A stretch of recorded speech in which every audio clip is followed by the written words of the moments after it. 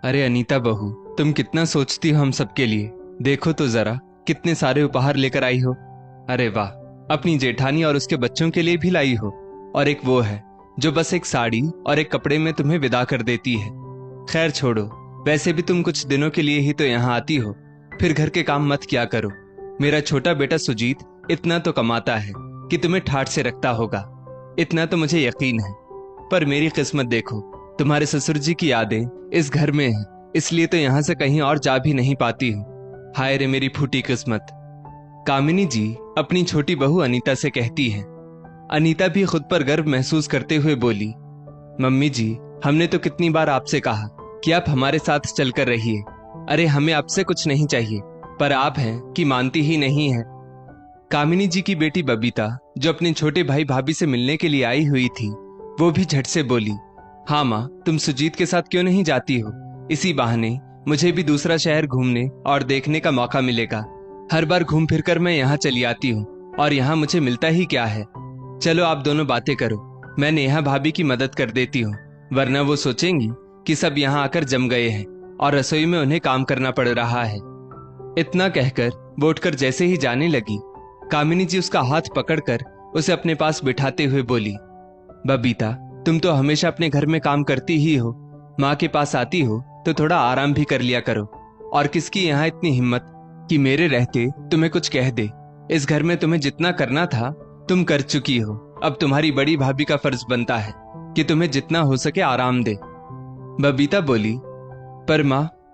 कामिनी जी बोली, परवर कुछ नहीं, आराम से बैठो, वैसे भी उसे आदत है, और मैं कोई इस घर में मुफ्त का खाना नहीं खाती हूँ, ये बात तुम्हारे भाई भाभी भी जानते हैं। अनीता झट से बोली, हाँ हाँ दीदी, मम्मी जी सही तो कह रही है। मम्मी जी यहाँ किसी पर बोझ नहीं है, वो इतनी पेंशन उठाती है कि आराम से कहीं भी ऐशो आराम की जिंदगी जी सकती है। अब अगर कोई इनकी इतनी खातिरदारी कर रहा है तो इसके पीछे जरूर उसकी कुछ तो नियत होगी ही ना, क्यों? इतना कहकर सब ठहाका लगाकर हंसने लगी। तभी कामिनी जी की बड़ी बहू नेहा चाय पकौड़े लेकर वहां आई और बोली, क्या बात है, किस बात पर आप लोग इतना हंस रहे हैं? मुझे भी बताइए, अपनी थोड़ी थकान मैं भी दूर कर लूंगी। बबीता बोली, अरे कुछ नहीं भाभी, बस आपकी ही तारीफ कर रहे थे। वैसे भी आज के जमाने में कौन सी बहू बिना स्वार्थ के अपने ससुराल वालों की सेवा करती है। नेहा कोई बच्ची तो थी नहीं, वो अपनी ननद और देवरानी के इशारों को भली भांति समझती थी। वो मुस्कुराकर बोली, एक बात कहूं दीदी, हर बेटे बहू की नियत जरूरी नहीं है कि खराब ही हो। कुछ ऐसे भी होते हैं जो बिना स्वार्थ के भी माँ बाप और अपने रिश्तों की कदर करना जानते हैं। बस उन्हें देखने के लिए अपनेपन का चश्मा होना चाहिए, जो हर कोई पहनता नहीं है। इतना कहकर नेहा वहां से चली गई। करीब एक हफ्ते बाद जैसे ही अनीता मुंबई के लिए निकली, घंटा भर भी नहीं हुआ कि बबीता भी वहां से ये कहकर निकल गई कि उसके घर में भी बहुत सारे काम हैं, क्योंकि वो जानती थी अगर वो वहां रह गई तो कामिनी जी अपने छोटे मोटे काम तो अपनी बेटी से जरूर करवाएंगी। तो बस फिर क्या था, बबीता ने अपना बोरिया बिस्तर समेटा और निकल गई। कुछ समय बाद कामिनी जी की दूर की ननद, जो उनके पड़ोस में ही रहती थी, वो उनसे मिलने आई और बोली, क्या बात है कामिनी, बड़ी चमक रही हो, साफ सुथरी साड़ी, बालों में कंघी, और मेरे आने पर इतनी जल्दी चाय नाश्ता भी आ गया। लगता है नेहा बहू सेवा बहुत करती है। कामिनी जी बोली, हाँ जीजी, करती तो है, या फिर ये कहो करनी ही है। पेंशन है तो सब सेवा कर रहे हैं, वरना आज के जमाने में कौन सी बहू अपनी सास को पूछती है। रसोई में रात के खाने की तैयारी करती हुई नेहा के कानों में उन दोनों की बातें जा रही थीं। उसकी आंखें भर आई और मन भारी हो गया, तो वो बाकी का काम छोड़कर अपने कमरे में आ गई, क्योंकि वो उन दोनों की आगे की बातें सुनना भी नहीं चाहती थी। उसे लग रहा था कहीं सास की ये कड़वी बातें सुनकर आगे उसका मन ही ना करे कि अब वो उनकी सेवा और सम्मान करे। लाख कोशिश करने पर भी वो अपनी सास के कहे शब्दों को भूल नहीं पा रही थी। नेहा का मन बहुत दुखी हुआ और वो अपनी बड़ी बहन नीलम को फोन कर बोली, दीदी, मेरा मन मम्मी जी की बातें सुनकर बहुत दुखी हो जाता है। मन में इतनी उलझन हो रही है कि मैं क्या ही बोलूं आपको। मम्मी जी आखिर ऐसा क्या खर्च करती हैं हम पर? मैं और मेरे पति मानव ने आज तक उनसे ऐसा क्या करवा लिया जिससे मम्मी जी को लगता है कि हम उनकी पेंशन की वजह से उनकी सेवा करते हैं। नीलम बोली, नेहा, अपने मन को दुखी मत करो। एक उम्र के बाद कुछ लोगों की मानसिकता ऐसी हो जाती है, शायद उन्होंने अपने जीवन में वो प्यार और अपनापन नहीं पाया जो तुम्हें मिल रहा है, तो उनके मन की कड़वाहट शब्द बनकर निकलते हैं। धीरे धीरे सब ठीक हो जाएगा। और एक बात कहूं, मैं बहन हूं तो तुम मुझसे कह रही हो, पर इन बातों को किसी और से मत कहना। हाँ, मानव जी से तुम जरूर साझा करो, क्योंकि उनसे ज्यादा अपना अब इस दुनिया में तुम्हारा कोई नहीं है। माता पिता के बाद एक पति ही होता है जो हमारे अच्छे बुरे का हमसे ज्यादा ध्यान रखता है।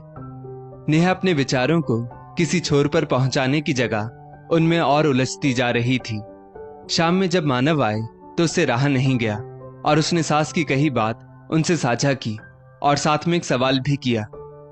हम तो मम्मी जी से एक अठन्नी भी खर्च नहीं करवाते, घर का सारा खर्च हम करते हैं, यहाँ तक कि उनकी पसंद के बिस्किट, चाय, दवाई और सर्फ साबुन और बाकी सब भी हम लाकर देते हैं।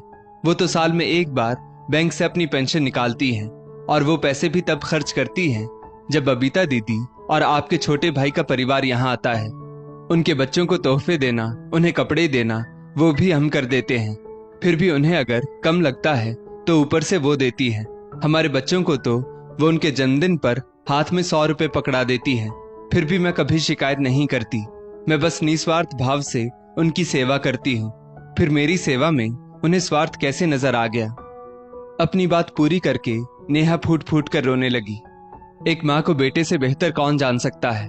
मानव नेहा को समझाते हुए बोला, नेहा, अपने मन को दुखी मत करो। माँ को लगता है तुम अन्य बहुओं की तरह हो। माँ बूढ़ी हो गई है और बुढ़ापे में लोग बच्चों की तरह हो जाते हैं। वैसे भी जब बाबूजी सैलरी लाते थे तब भी वो उस पर अपना पूरा अधिकार समझती थी।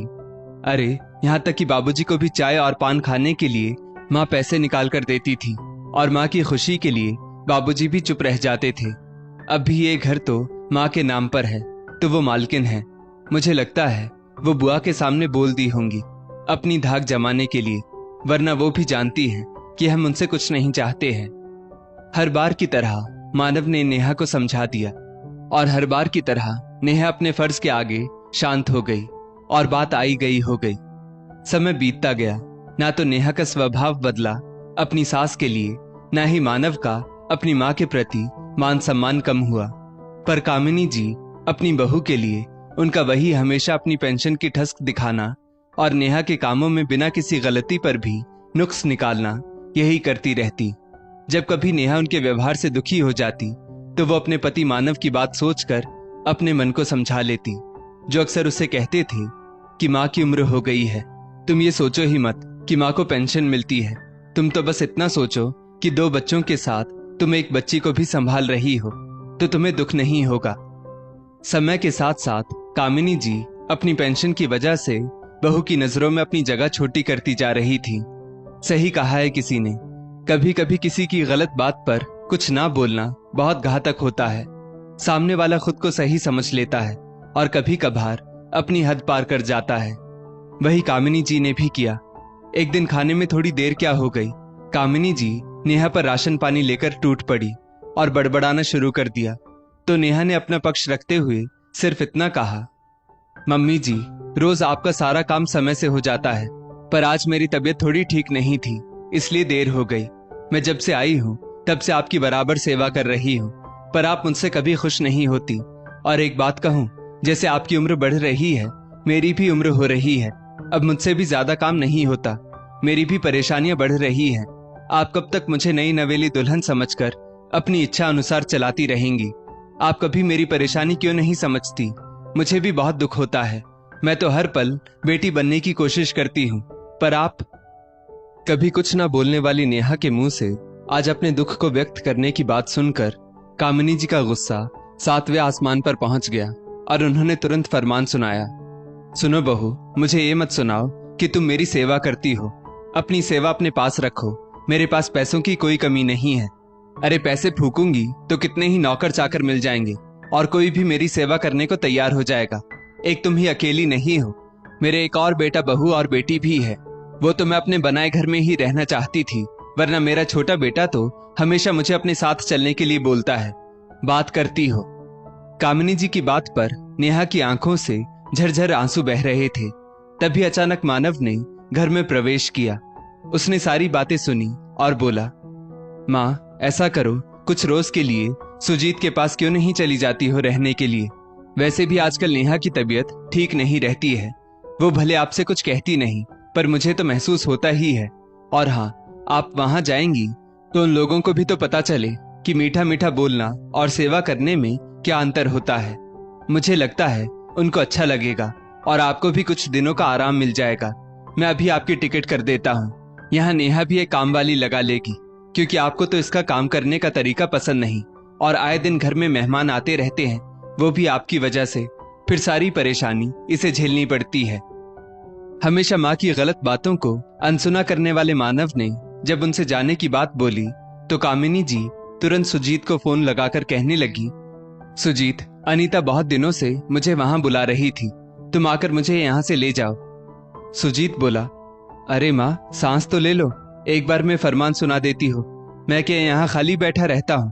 अब थोड़ा रुको, मैं अनीता से बात करके थोड़ी देर में आपको बताता हूँ। इतना कहकर उसने झट से फोन रख दिया और फिर दोबारा फोन नहीं आया।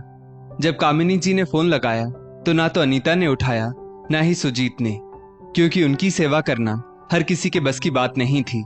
कौन सी बहू होती है जो सास की कड़वी बातों को सुनकर भी उन्हें अपना समझकर साथ रहती है? वो तो वही कर सकती है जिसके मन में कोई लालच ना हो और नीयत बिल्कुल पानी की तरह साफ हो। नेहा ने आगे बढ़कर कुछ बोलना चाहा तो मानव बोला, नहीं नेहा, आज माँ को फैसला लेने दो, उन्हें भी समझने दो कि हर बेटे बहू की नीयत खराब नहीं होती है। हार कर कामिनी जी ने अपनी बेटी बबीता को फोन लगाया और बोली, बबीता, हम तुम्हारे पास रहने को आना चाहते हैं, तो बताओ कब आ रही हो अपनी माँ को लेने के लिए? तुम नहीं आ सकती तो दामाद जी को ही भेज दो, उन्हें भी तो मैंने कभी बेटे से कम नहीं समझा। बबीता हैरानी से बोली, माँ आप हमारे यहाँ रहने आएंगी, पर आप तो कहती थी कि बेटी के घर का पानी भी नहीं पीना चाहिए। कामिनी जी बोली, हाँ बेटा, वो तो हम अभी भी कहेंगे, क्योंकि जब हम तुम्हारा अनाज पानी खाएंगे तो तुम्हें उसका पूरा पैसा देंगे, तुम मेरे खर्चे की चिंता मत करना। बबीता बोली, माँ आप मेरी बात समझ नहीं रही है। मेरी सास भी बहुत पुराने ख्यालों की है और वे भी मेरे साथ रहती हैं। आप भले ही यहाँ अपने पैसे खर्च करके रहेंगी, पर उन्हें अच्छा नहीं लगेगा। मुझे माफ कीजिए माँ, पर मैं आपको अपने पास नहीं रख सकती। आप ही सोचिए, नेहा भाभी की माँ को भी तो पेंशन मिलती है, पर वो तो कभी वहां कर नहीं रहती है। अगर वो वहां कर रहने लगी तो क्या आपको अच्छा लगेगा? नहीं ना, उल्टा आप नेहा भाभी का जीना मुश्किल कर देंगी। वैसे ही मेरी सास को आपका यहाँ रहना पसंद नहीं आएगा और कहीं वो भी मेरा जीना मुश्किल ना कर दे। अरे फिर तो वो बात बात पर मुझे टोकेंगी, जो मुझे बिल्कुल पसंद नहीं आएगा। ना बाबा ना, आप वहीं रहो और मेरी बात को गलत मत समझिए। मैं मजबूर हूँ, आप वहीं रहिए, मैं आपसे मिलने के लिए आती रहूंगी। इतना कहकर बबीता ने भी फोन रख दिया। आज बेटे और बेटी की बात सुनकर कामिनी जी को एहसास हो गया कि वो कितने भ्रम में जी रही थी। उन्हें लग रहा था कि वो एक फोन करेंगी तो सब डर जाएंगे और उन्हें लेने आ जाएंगे। आखिर उनके पास पैसा है, वो किसी के ऊपर बोझ थोड़े ही थी। पर कितनी गलत थी वो। आज पता चला कि पैसा देकर भी कोई किसी को अपने पास नहीं रखता जिसकी सेवा करनी पड़े।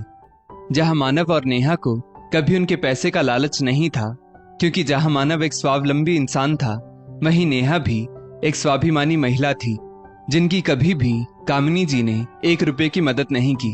फिर भी वे दोनों उनकी कितनी सेवा करते थे और कामिनी जी कभी उनकी कदर नहीं करती थी।